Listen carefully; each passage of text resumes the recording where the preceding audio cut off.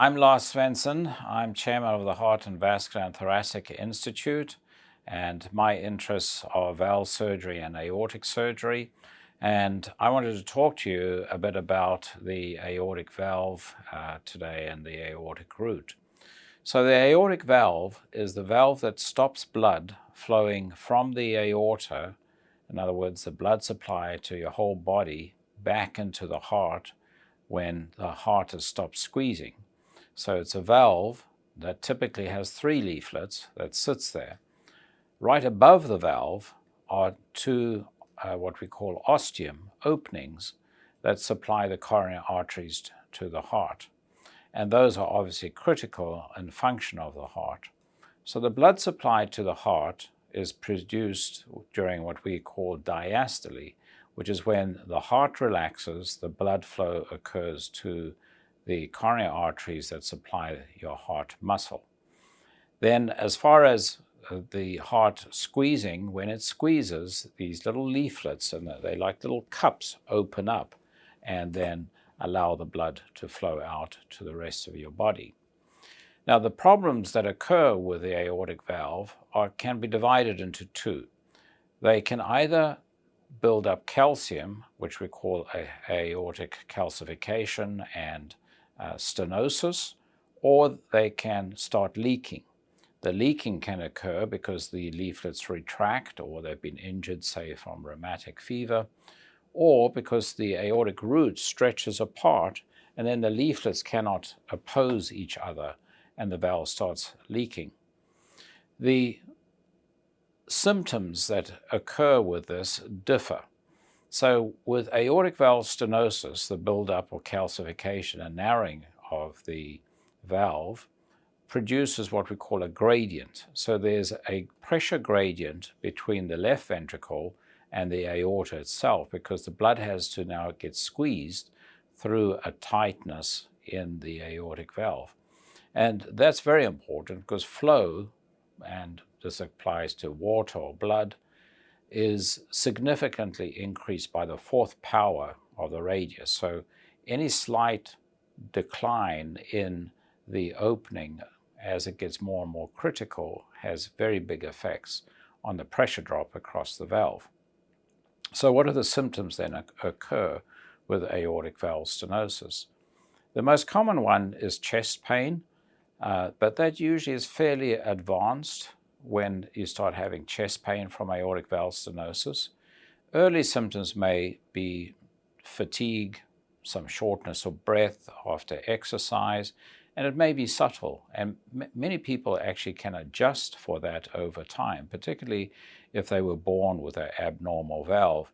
Then the heart compensates for that, and it sort of runs a marathon, both for a leaking valve and a stenotic valve, as it copes with the increased load it has to cope with.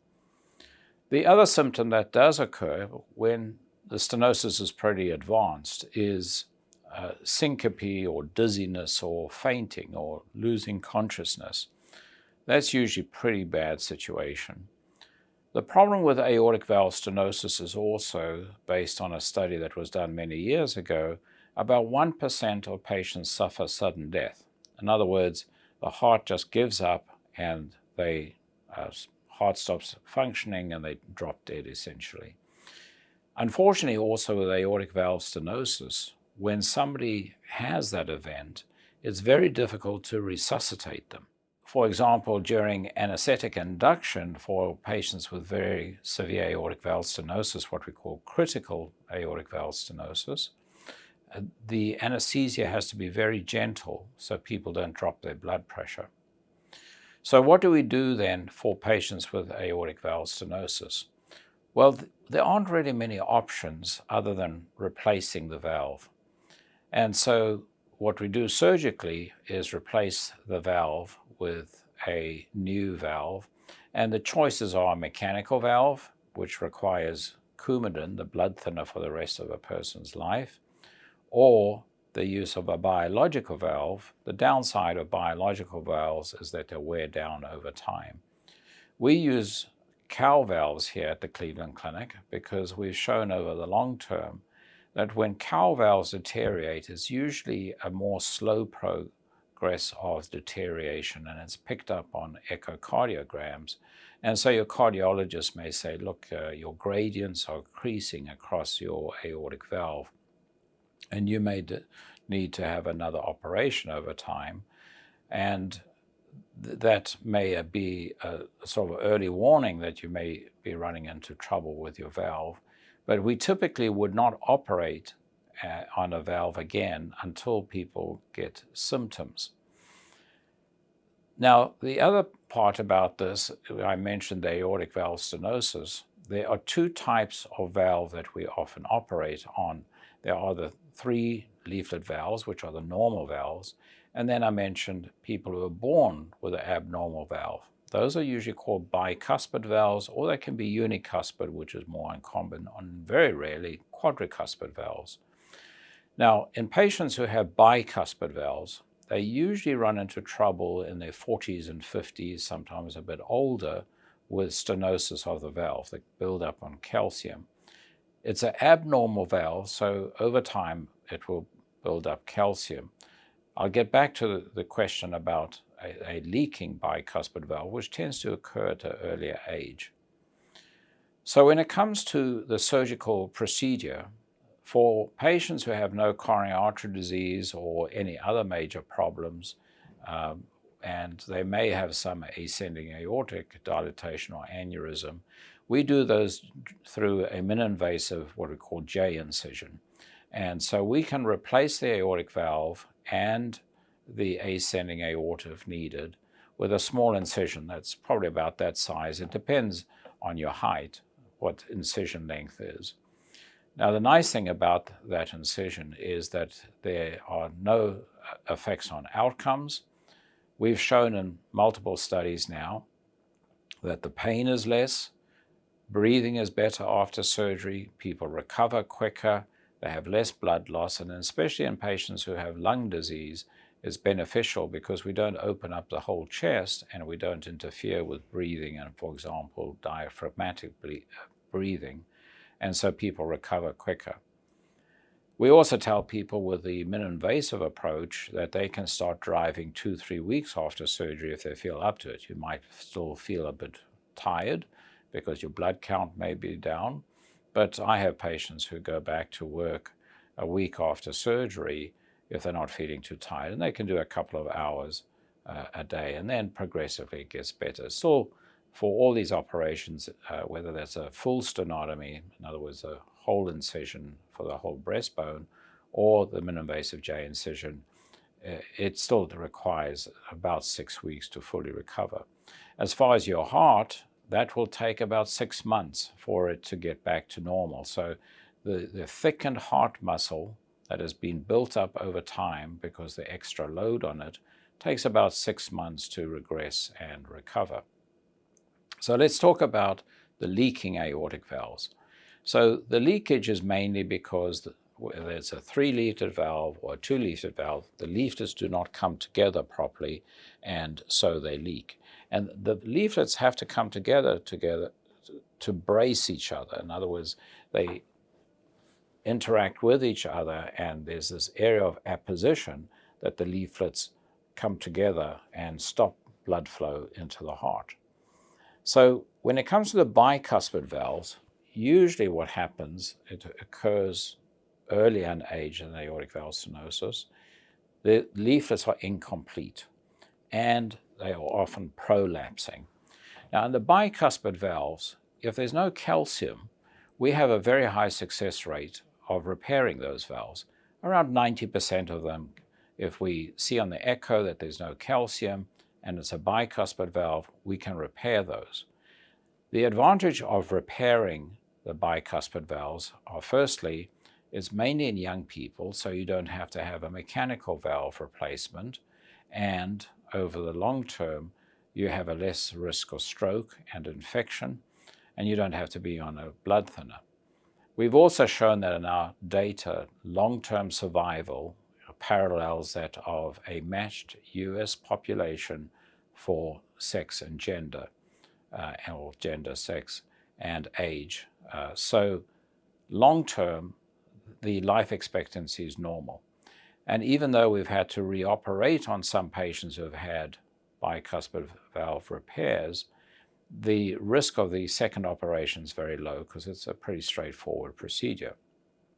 We've also shown that on average, 91% of those valves are still working 10 years after surgery, and at 20 years, it'll probably be in the region of 85% of those repairs are still working. We find that the repairs usually fail in the first 18 months or so, but if they hold up until then the long-term results are better than having, say, a biological valve, because the biological valves fail over time. It is still an abnormal valve, so 2 decades later, maybe even 3 decades later, it will probably fail. So in other words, if you take 100 patients, about 9 of those patients will need another operation within 10 years of a bicuspid valve repair. For the 3 leaflet valves, as long as the aortic root is a bit enlarged, we have very good results for repairing and keeping those valves. The operation we do is a reimplantation operation. So what we do is we take the valve and we carve it out from the surrounding heart muscle and structures. We free up the 2 coronary arteries. And then what I do is I take that valve and I put it in a new plastic Dacron polyester tube, and it's implanted within that Dacron tube, and then the 2 coronary arteries are attached to the side of that, and then we replace as much as we need of the aorta that's enlarged. Now that shows really good results. We've got what we call a 95% freedom from reoperation at 15 years for that. So in other words, 5 of 100 patients will need another operation for that procedure within 15 years of surgery. We've also had great outcomes with that, and the risk of death is very low. There are only 3 people who do that on a regular basis, and here at the clinic we've had really great results with the people who do this type of operation. So that's a great option for a leaking 3-leaflet valve, and we talked about the bicuspid valve repairs that are leaking. Let me talk a bit then about the biological valves. So the ideal biological valve does not exist. In other words, a valve that you've got to take no medications for and it lasts forever. And so when it comes to surgery, we have a lot of options of biological valves available to us, and we have them on the shelves here, and we use the ones that we believe have the best long-term results. We've done a study of this, and for example, one of our studies, we have 19,500 patients in a study analyzing one of the type of valves that we use. So the way we choose a valve for a biological setup valve is dependent on age, what the annulus looked like, if it's a reoperation, and we also take into account TAVR. So TAVR stands for transcatheter aortic valve replacement. And what that involves is putting in a new valve through the groin and seating it within the valve that has aortic valve stenosis. We don't have a good valve for a leaking valve, and from my point of view, you're much better having a repaired valve if you otherwise don't have severe comorbid disease or problems. So for TAVR, we generally recommend that in older patients who have potential risk factors for surgery. In our hands, the results are very good and the risks are low, but it also deteriorates, and we don't have long-term data on how it's going to hold up. In one of the studies that just was published in the New England Journal of Medicine, the study looked at the outcomes over time for patients who had TAVR and compared them with the aortic valves that are put in open, many and most of them hopefully through a minimally-invasive approach. What is important to note in that study that after 3 years, the risk of death increases in the patients who had the TAVR versus those who had open aortic valve replacement, and the risk of stroke is approaching about similar rates and looks like those are also going to cross. And then the other problem with the TAVRs is that they build up clot on them. Now, we don't know what the long-term implications for that will be, but the general thinking is that over time, that will calcify, scar up, and result in gradients across the valve and result in people needing another procedure, whether that's what we call a valve-in-valve or open heart operation to remove the TAVR and then have a biological valve, say, put in, or for that matter, mechanical valve. We are seeing a lot more patients, particularly young patients who've had TAVRs, and so we don't encourage young people having TAVRs, especially if they got bicuspid valves. So in patients with bicuspid valves, the anatomy is not as suitable for a TAVR, and so more problems occur in that population. So most patients after a minimally invasive operation are in hospital sometimes 2 days, but 3 to 4 days. If they have atrial fibrillation, then they usually need some time to get over that, and we treat them with medications to control the atrial fibrillation before they go. Then go at a discharge, that is. So here at the Cleveland Clinic, 2 days after discharge, you then also get checked by the nurses in our outpatient area, and the checking is for if you have any fever, if you're happy with your medications, are you having any pain, are you healing up okay. If you're cleared at that point, then you can fly home, or if you live more locally, drive home. If you have any problems or anything, then your nurse will call typically one of the surgeons to check you out, or your own surgeon if he's not busy operating. Most of us operate every day, and so may not immediately be available for any questions. We also encourage you to make an appointment with your doctors back home within about 7 to 10 days of leaving the Cleveland area. So a number of you have asked questions about heart surgery, and I'm just going to look through some here on my iPhone. So what are the normal symptoms after surgery? When will I feel normal? So you typically after, particularly a minimally invasive J incision or even a full sternotomy, should not be having much pain. Patients who have had both abdominal surgery and heart surgery usually say that abdominal surgery is much more painful as far as recovery and chest pain versus abdominal pain. And so you shouldn't be having too much pain, and your medications typically will not be the powerful morphine or fentanyl-based medications. You will be on mostly anti-inflammatories. As I said earlier, it takes about 6 weeks to get back to completely normal. When you leave, we expect you to be walking and potentially walking up steps. And I encourage patients to walk 45 minutes a day for 5 days a week. And that's very good exercise. If you're having trouble motivating yourself, then cardiac rehab is very helpful. And especially if you're a bit more frail, cardiac rehab is also good to undertake after surgery. And that is sponsored also by Medicare if you are older than the age of 65. When can I resume activities? Driving, mowing the lawn, golf, sports, and sex. So from the point of view of driving, if you have a full sternotomy, the recommendations usually are 6 weeks. There's no strong medical reason for that. It's mainly from a legal point of view to protect you in case you get involved in an accident. As far as mowing the lawn and other exercise, etc., I would say just start off slowly.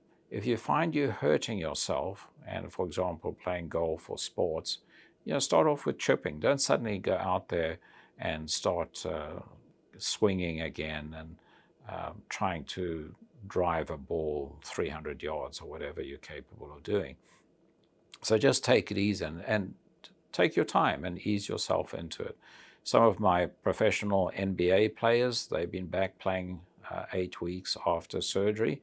I don't particularly recommend that. but you can get back to a pretty active exercise and doing things about 8 weeks after surgery.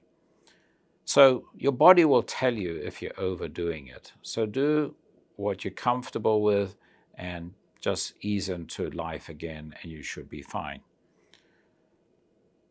Another question here, when can I have dental or other procedures before or after surgery? So for most procedures, I recommend patients wait about 6 weeks. That allows you to heal up, and let's say you need a prostate procedure or you need to have some lung procedure or something like that. I usually recommend orthopedic surgery, wait about 6 weeks, and by then you should be pretty healed up and your valve should be settled in and you shouldn't have any problems with having a procedure.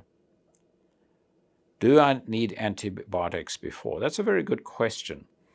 I always recommend patients have antibiotics before any procedures that potentially involve bacteria. So particularly dental procedures, procedures related to endoscopies, for example, or that type of procedure. Obviously, if you're having, say, a bowel operation, then your surgeon will give you prophylactic antibiotics for that. And the reason is that if your valve was to get infected, that is a serious issue to deal with, and we don't want you to have that happen. Can I get vaccines before and after surgery? Yes, I don't have any particular strong feelings about vaccines, whether before or after surgery. After surgery, I'd encourage you to wait 6 weeks. And the thing about, let's say, the vaccines for COVID, they don't prevent infections, but they prevent severe infections. So if people have had vaccinations and they've had those vaccinations, they're less likely to die. That's what the bottom line is. When it comes to flu vaccines, I strongly encourage that, particularly in older patients. And then the other vaccines, you should be taking those on a regular basis anyway. I need an MRI. Are my sternal wires, cut temporary pace wires, valve MRI safe? So for sternal wires and the valves we use, including the mechanical valves, as they're called, which are made mostly with carbon, those are safe for MRIs. When it comes to cut temporary pacemaker wires, that's a bit debated. Generally, most people would prefer not to have a MRI done in patients who have had those. It also depends what kind of wires they are. Some wires can be a lot thicker, for example, the permanent pacing wires. And so you'd have to talk to your cardiologist, and they would typically check with your radiologist. What is the best way to prepare for surgery? It's a good question. What I encourage people is to keep on walking and exercising lightly. Now, if you have a very heavy regimen of doing weightlifting and squats and running and so on, I encourage people just to back off a bit because, as I mentioned, there is always the risk of a sudden death with aortic valve stenosis.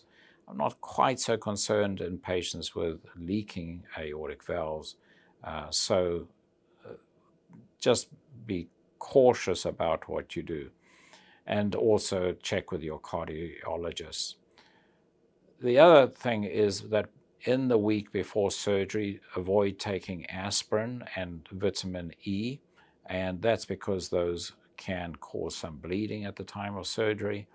And if you are any long-term anticoagulants like Plavix or Coumadin or any of those things, you'll be advised how to manage that and how to stop that. And potentially, for example, if you have a mechanical valve and you're on Coumadin, we will maybe bring you into hospital for a day or two and switch you to heparin. That will vary from case to case, and your surgeons will advise you about that. What advice do you have for recovery? As I mentioned, walk 45 minutes a day, 5 times a week.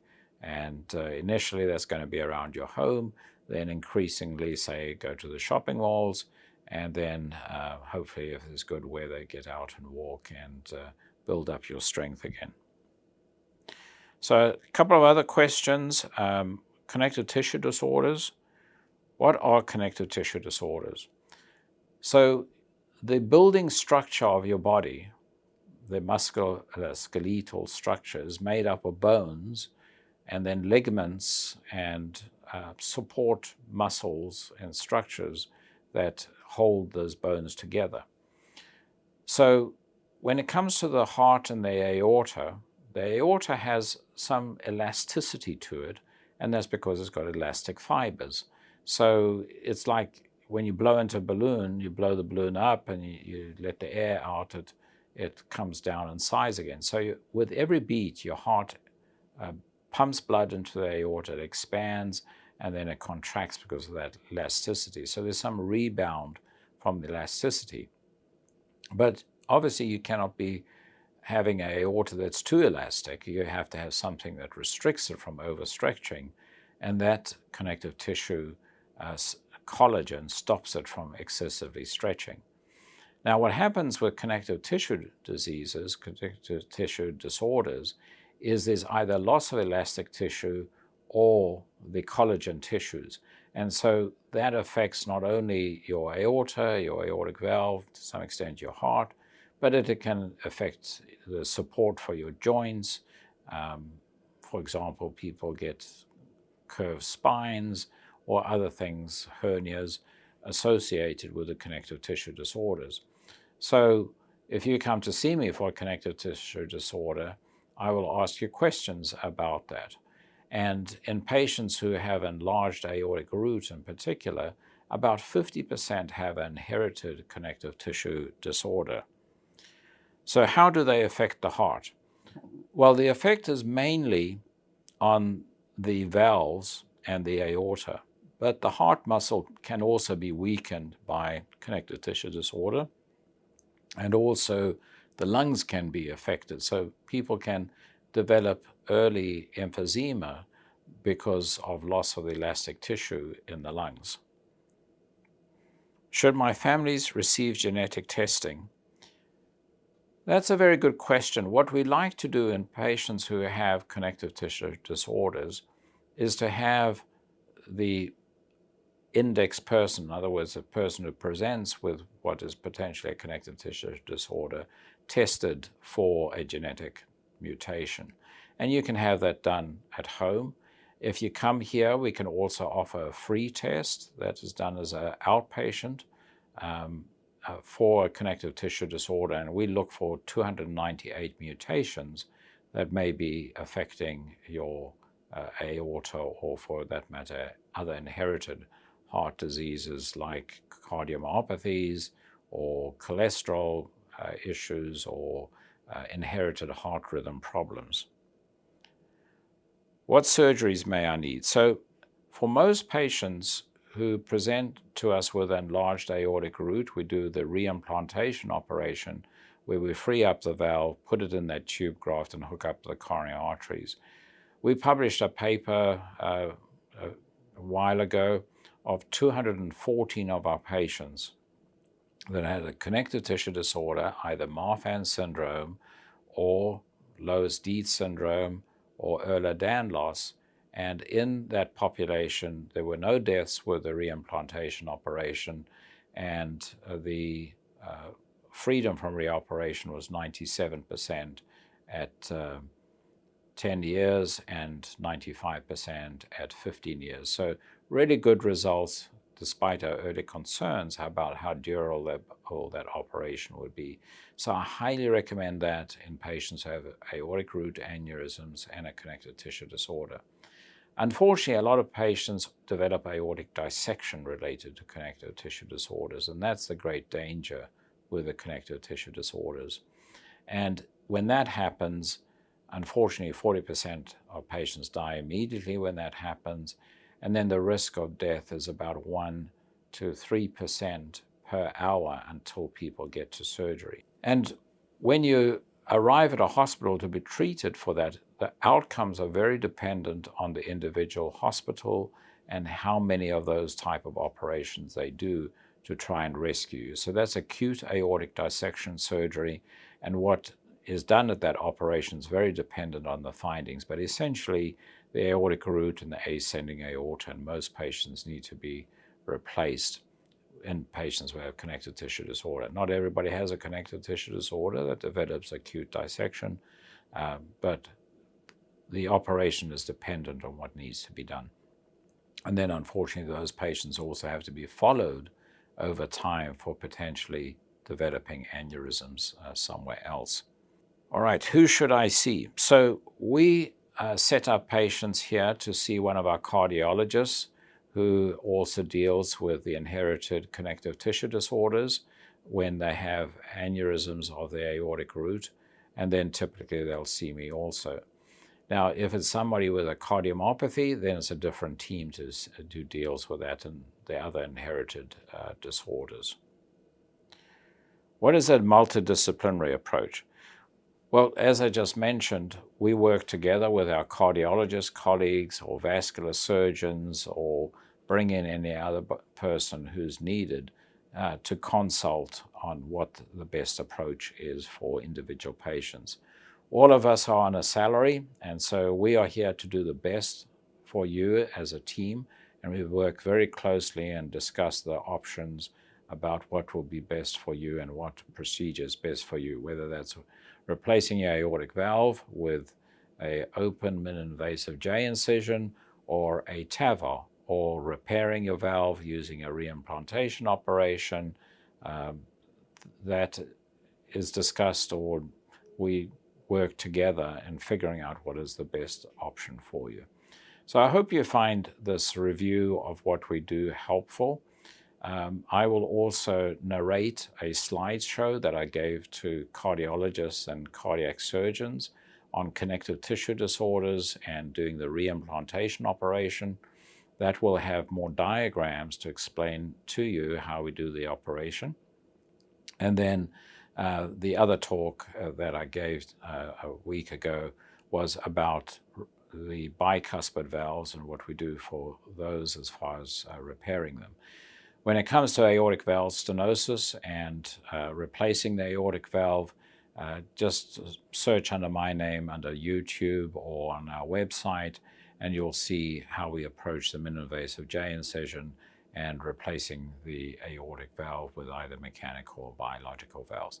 So I hope that was useful to you, and thank you for listening.